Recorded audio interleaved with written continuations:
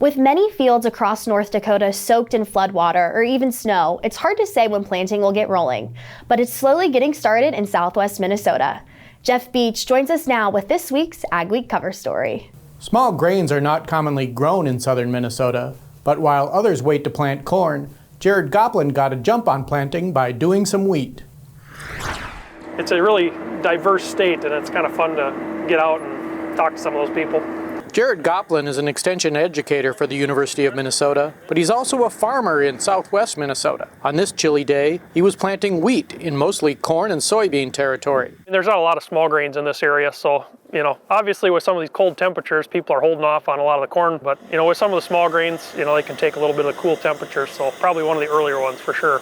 Goplin also raises some cattle, so by planting wheat, which matures early, after harvesting it, he hopes to follow it with an alfalfa crop to use as feed. He says other benefits of wheat are lower fertilizer, herbicide, and pesticide costs, and the added benefit of getting ahead of tough-to-control weeds. We've got one field that we've really struggled to manage water hemp in corn and soybeans, so figured let's plant some wheat there. You could get it planted early, and you get it harvested before water hemp even produces viable seeds, so figured it was a way to kind of get on top of that. For now, most growers are waiting for warmer weather to really get things going. For the most part, I think if we can get those temperatures up a little bit, I think there'll be a lot of activity here, and we might even get things in a little bit earlier than normal, despite some of the wetness that we had last fall.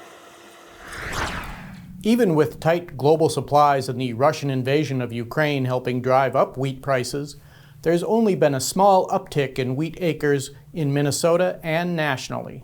Thanks, Jeff. So far, the cold weather and wet fields have kept farmers from starting to plant.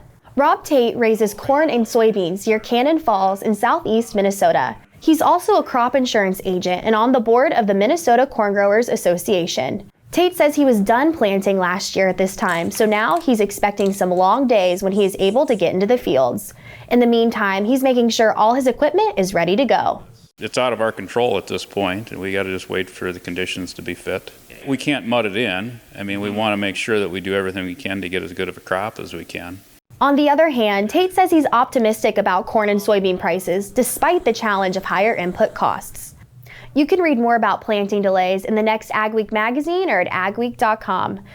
Thanks for watching Ag Week TV on YouTube. Make sure to like and subscribe. We put out new videos every Saturday.